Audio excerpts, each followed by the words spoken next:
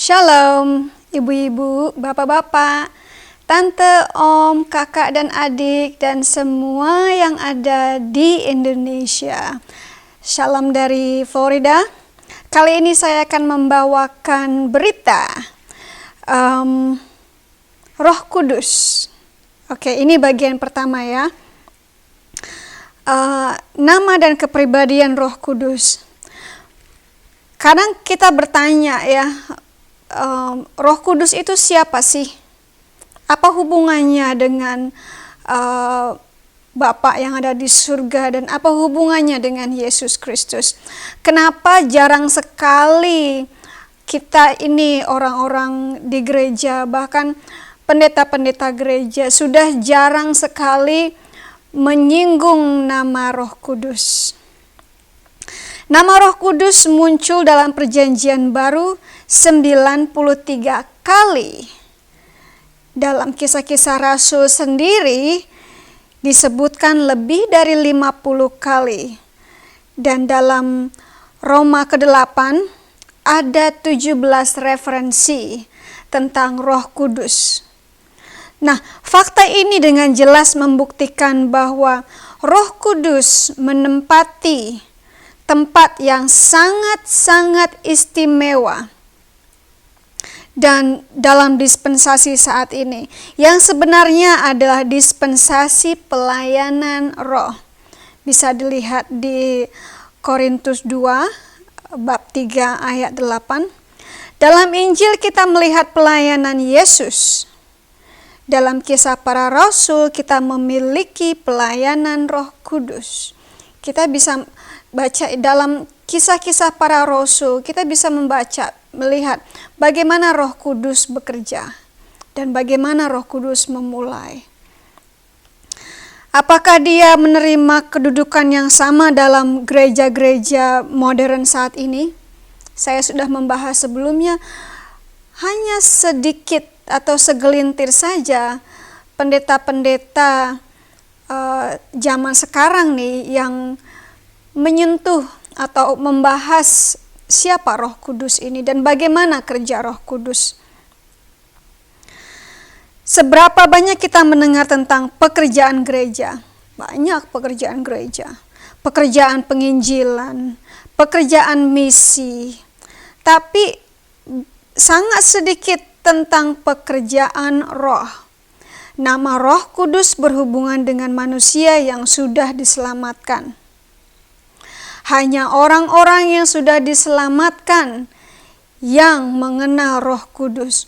Orang-orang yang belum diselamatkan atau yang masih kesasar tidak akan kenal dengan Roh Kudus.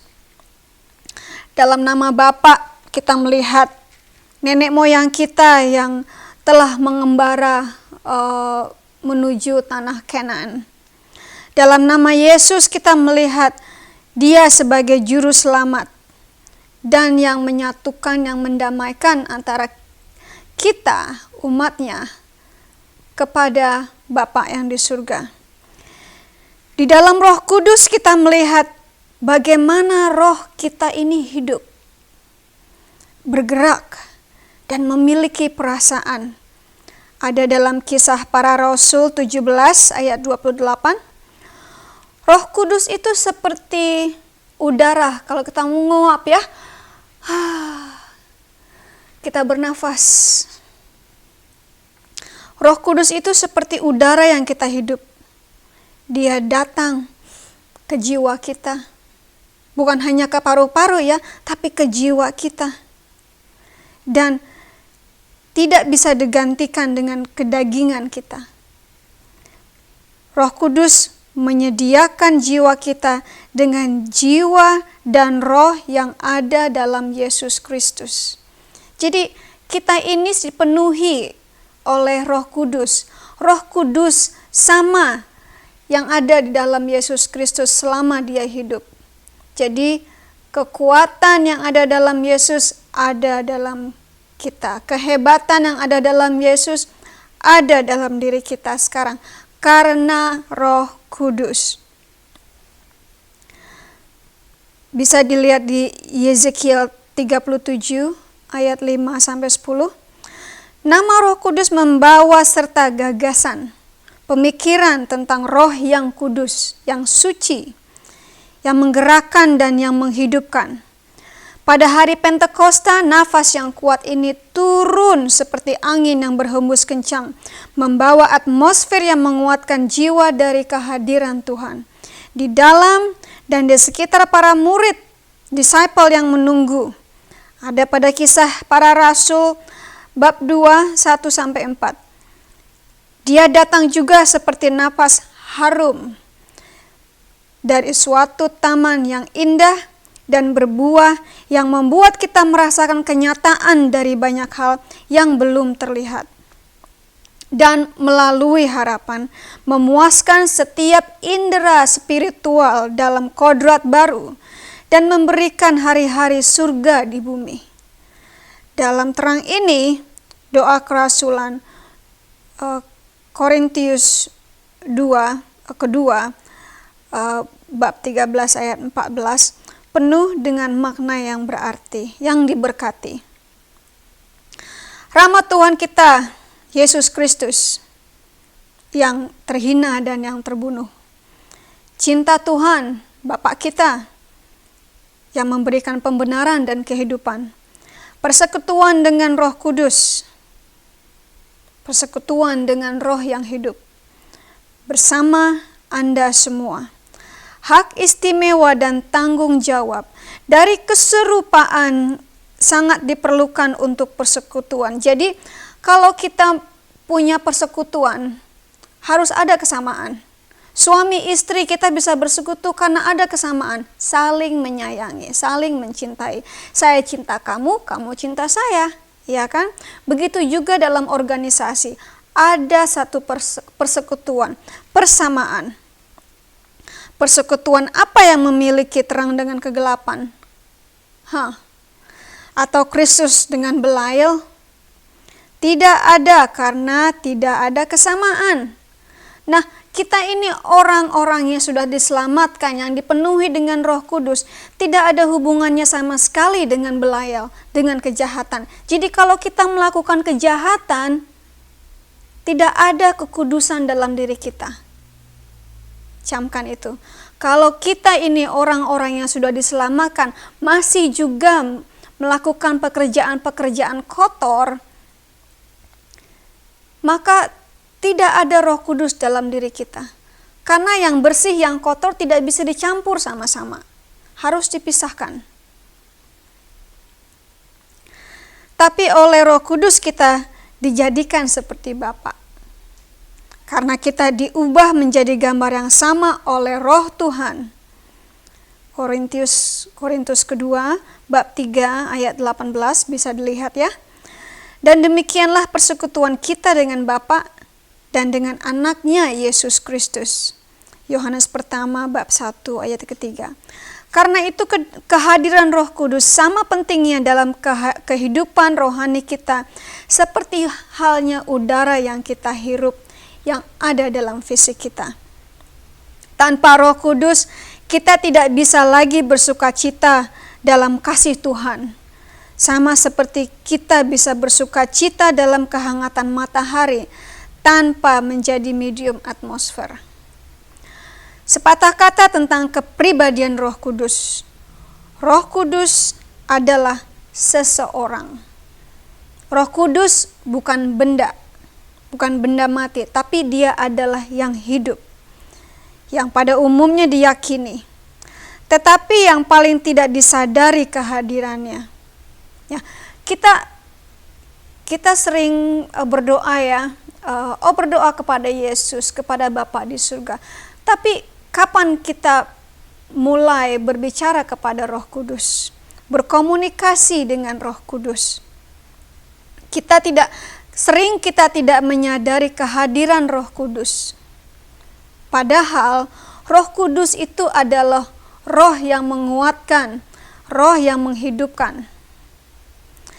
Seringnya penggunaan kata ganti pribadi ketika dia dirujuk dengan jelas menyeratkan bahwa dia adalah seseorang pribadi. Yohanes 16 bab 16 ayat 13-14. Dan seluruh kitab suci bertindak dan atribut dikaitkan dengan Roh Kudus yang tidak dapat didasarkan pada pengaruh atau imanasi belaka atau sia-sia. Kisah-kisah para Rasul bab 5 ayat ketiga. Dan betapapun tak terduga misteri itu, faktanya tetap bahwa makhluk yang perkasa dan suci ini, Roh Kudus ini, yang kehadirannya sebagai nafas yang menggerakkan jiwa spiritual, adalah seorang pribadi, individu. Dan individu itu adalah Tuhan sendiri. Dia adalah bagian dari Tuhan. Seperti halnya nafas adalah bagian dari kita. Individualitasnya harus diakui secara jelas seperti kepribadian Bapa dan Putra. Iblis tahu, setan tahu bahwa selama kebenaran ini dilupakan atau diabaikan, kerajaan Kristus tidak akan maju atau akan berjalan lambat. Kalau kita orang Kristen ini tidak pernah mengenal Roh Kudus, maka kehidupan kita akan lambat, slow, gak maju-maju. Pemikirannya ya segitu-gitu aja, gak pernah maju. Padahal Tuhan menginginkan kita untuk berpikir lebih maju. Karena ia adalah agen langsung antara Kristus dan jiwa-jiwa manusia yang berdosa. Jadi dia adalah jembatan. Jadi sebagai seorang manusia, perlakuan macam apa yang Roh Kudus terima di tangan manusia? Kita tahu ya, kadang-kadang kita diperlakukan buruk oleh orang lain. Kita diperlakukan tidak adil oleh orang lain. Apakah Anda juga tahu kalau Roh Kudus diperlakukan sama seperti itu? Apakah Anda tahu kalau Roh Kudus juga menderita? Bagaimana mungkin Roh Kudus menderita? Dan kitalah yang membuat Roh Kudus itu menderita. Bagaimana caranya? Satu nih ya. Roh Kudus sering dihujat oleh manusia, dikatain ya. Matius 12 ayat 31 dan 32. Kalau kita ingat ya, jika kita membandingkan ayat 24 dengan ayat 28, dosa yang dibicarakan di sini akan terlihat dengan jelas. Waktu Parisi, orang-orang beragama ini ya, berkata, istilahnya mengatakan kalau Yesus ini mengusir setan dengan Beelzebub. Yesus berkata, aku mengusir setan karena roh Tuhan, oleh roh Tuhan. Karena itu nih orang-orang yang menyangkakan Yesus mengusir setan dengan Beelzebub, mereka menghubungkan pekerjaan Roh Kudus dengan pekerjaan setan. Dan karenanya menghujat Roh Kudus. Berapa banyak kita, berapa lama, berapa sering kita dengar orang menghujat Roh Kudus. Kalau ada orang yang disembuhkan di gereja ya, doa lalu disembuhkan. Orang yang buta diperlihatkan, orang yang tuli diperdengarkan. Lalu ada yang menyangka begini, wah itu setan tuh. Hati-hati loh ya. Hati-hati. Dan seberapa jauh lebih baik untuk menghubungkan pekerjaan Roh Kudus dengan kegembiraan belaka atau kepintaran seorang pengkhotbah. Kadang kita suka mikir ya, ini orang kok pinter banget ya berkhotbah. Ini orang kok happy terus gitu, seneng terus, gembira terus. Apa sih? Kalian gak tahu, mungkin itu Roh Kudus yang ada dalam diri mereka. Mungkin Roh Kudus yang membuat para pengkhotbah ini pintar. Bukan si pengkhotbah sendiri, tapi Roh Kudus yang menggunakan mulut mereka. Roh Kudus dihina karena kesombongan manusia. Bagaimana bisa? Oh iya, lihat ini, dengarkan ini. Dalam Ibrani 10 ayat 29, kita membaca tentang orang-orang yang dengan kesombongan hati mereka telah menginjak-injak anak Tuhan Yesus dan telah menghitung darah perjanjian sebagai suatu hal yang tidak suci, dan demikian telah dilakukan meskipun dengan roh kasih karunia. Mengingkari keilahian Kristus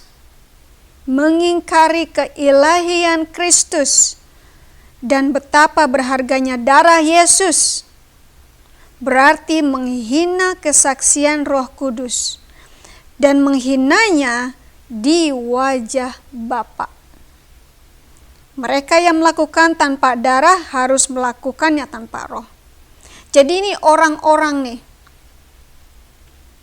yang mengingkari ketuhanan Yesus. Mengingkari Yesus adalah anak Tuhan. Mengingkari Yesus adalah Tuhan sendiri. Adalah sama halnya menghina Roh Kudus. 3. Kita menyakiti Roh Kudus karena kita tidak taat. Karena ketidaktaatan manusia, kita menyakiti Roh Kudus. Nah, coba nih, dengerin ya. Dengan belas kasihnya, Dia, Bapa nih, menebus mereka. Kita nih yang ditebus. Tapi kita memberontak dan menjengkelkan Roh Kudus. Bisa dibaca Yesaya 63, 9 dan 10. Pikirkan orang-orang tebusan yang memberontak dan menjengkelkan Roh Kudus. Seringkali ketika Roh Kudus mengungkapkan beberapa keburukan-keburukan yang ada dalam diri kita, yang tidak kita duga, bukannya bersyukur ya sudah diperlihatkan oleh Roh Kudus supaya kita bertobat, tapi kita malah menolak dan memberontak karena kesombongan hati dan tidak mau mengakui. Pernah nggak seperti itu? Roh Kudus memberitahu sama kamu keburukan-keburukan yang kita punya. Nah, maksudnya supaya kita bertobat, supaya kita dibersihkan kembali dengan darahnya. Tapi kita malah menolak. Tidak mau mengakui, itu bukan saya. Saya tidak seperti itu, saya mah orang baik, yang orang jahat mah tetangga. Nyalahin tetangga. Demikianlah Roh Kudus merasa jengkel. Jengkel, kamu dikasih tahu kalau kamu punya salah sama tetangga, bukan tetangga yang salah sama kamu. Dan tidak dapat memberikan berkat yang Dia kehendaki. Kalau kita membuat Roh Kudus jengkel, tahu nggak? Tuhan tidak bisa memberkati kita. Nah Tuhan kan inginnya memberkati umatnya ya. Tapi kalau umatnya sendiri ndablek, istilahnya nggak mau dikasih tahu, nggak mau dibenerin, nggak mau dikoreksi, maka Tuhan tidak bisa memberkati kita. Kita mesti benar dulu sebelum Tuhan memberkati kita. Mana mungkin Tuhan memberkati orang yang rusak. Dibenerin dulu, dikasih tahu dulu, baru Tuhan bisa memberkati. Bener nggak? Kalau ada baju yang robek, dibenerin dulu bajunya, dijahit dulu baru dipakai. Bener nggak? Jangan dipakai baju yang robek, kelihatan tuh. Keempat, ditentang oleh kepercayaan manusia. Bagaimana mungkin kita menentang Roh Kudus? Nah, kamu selalu menentang Roh Kudus seperti nenek moyangmu. Kisah-kisah para Rasul bab 7 ayat 51. Mereka tidak dapat masuk karena ketidakpercayaannya. Roh Kudus tidak bisa memberikan kamu kekuatan, memberikan kamu kehebatan, mukjizat karena kamu nggak percaya. Ibrani 3 ayat 19. Kalau kita meragukan firman Tuhan, ingat tuh, kalau kita meragukan firman Tuhan, berarti kita melawan roh Tuhan. Karena firman itu sendiri adalah pedangnya Tuhan, kekuatannya Tuhan, dan yang akan menguatkan kamu. Kalau kita menolak, nggak percaya sama firman Tuhan, berarti kita melawan Tuhan. Kita melawan, kita nggak mau dikasih kekuatan. Jika Roh Kudus memiliki kepemilikan penuh atas tanah orang Kanaan untuk menyingkirkan binatang-binatang buas, maksudnya nafsu-nafsu buas nih, nafsu-nafsu yang masih kedagingan, dan apapun yang akan mencemari kesucian gunung-gunung sucinya, maka janji-janji Tuhan harus diyakini atau Roh Kudus akan menolak. Jadi kamu harus percaya akan janji, akan firman-firman Tuhan. Maka Roh Kudus akan menguatkan kamu. Jadi kita harus yakin dan percaya akan seluruh firman Tuhan. Berapa firman Tuhan? Seluruh firman Tuhan kita harus percaya. Kalau kita tidak percaya atau kita hanya percaya sebagian firman Tuhan, maka Roh Kudus akan menolak kita. Kalau Roh Kudus menolak kita, maka Tuhan tidak bisa memberkati kamu. Yang kelima, tergoda oleh ketidaktulusan manusia. Aduh, ini susah nih. Bagaimana kamu telah setuju untuk mencobai roh Tuhan? Kisah Para Rasul bab 5 1-9. Pernah dengar cerita tentang Ananias dan Safira? Ananias dan Safira berusaha menipu orang-orang yang di gereja, termasuk menipu Petrus, tergoda dan berbohong kepada Roh Kudus. Kadang-kadang uang suka menggoda ya. Uang lebih menggoda daripada perempuan, ya enggak? Seseorang bersalah atas hal ini ketika dia berpura-pura kepada saudara-saudaranya bahwa dia sepenuhnya berbakti kepada Tuhan, dan pada saat yang sama terlibat dalam dosa rahasia. Maksudnya begini, banyak ya kita lihat orang di gereja nih, pura-pura baik, pura-pura suci, pura-pura berbakti kepada Tuhan. Padahal dalam kehidupan rahasianya, dosanya numpuk. Pernah lihat seperti itu? Kamu kenal orang-orang seperti itu? Kelihatannya baik, tapi ternyata dia nyeleweng sama istri. Dia nyeleweng sama sekretarisnya. Dia nyeleweng sama tetangganya. Serem kan? Jadi berhati-hati untuk menjadi sok suci ya, menjadi orang yang sok suci di hadapan manusia daripada di hadapan Tuhan. Jadi jangan sok suci di hadapan manusia deh, kalau nggak bisa suci di hadapan Tuhan. Dan itulah mencobai Roh Kudus. Menggoda dia untuk meninggalkan Anda menipu diri sendiri.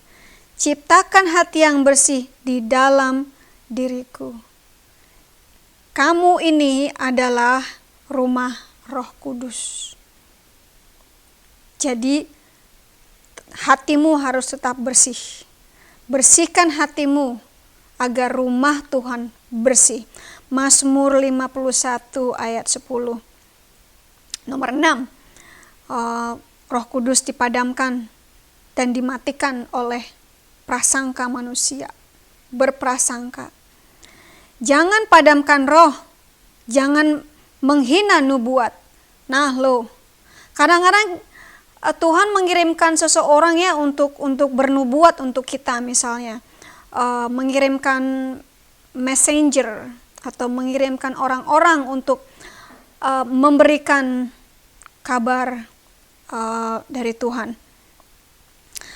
Tampaknya seperti dosa yang sangat umum kayaknya biasa-biasa aja, memperlakukan dengan acuh tak acuh amanat Tuhan. Ingat nih, amanat yang datang dari messenger jangan dilakukan acuh tak acuh, karena itu adalah amanat Tuhan.